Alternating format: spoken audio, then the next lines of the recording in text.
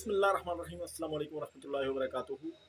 दोस्तों, ये दुआ है कि अल्लाह ताला इस माह मुक़द्दस के सदक़े हमारे तमाम सगीरा कबीरा गुनाह माफ़ फरमाए और तमाम दोस्तों को सेहत कामला आजिला दे।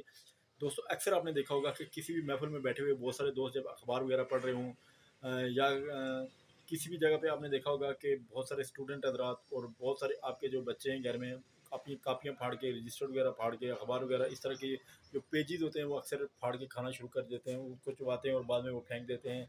अक्सर बच्चे अपनी जो पेंसिल होती है वो जनाब चबाते रहते हैं और उसको चक मारते रहते हैं।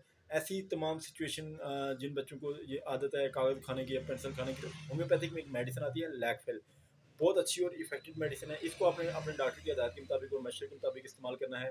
इंशाल्लाह आप देखेंगे कि बहुत जल्द आपकी ये आदत छूट जाएगी और आप बिल्कुल ठीक हो जाएँगे और आपकी आदत ये दूर हो जाएगी। अस्सलाम वालेकुम व रहमतुल्लाह।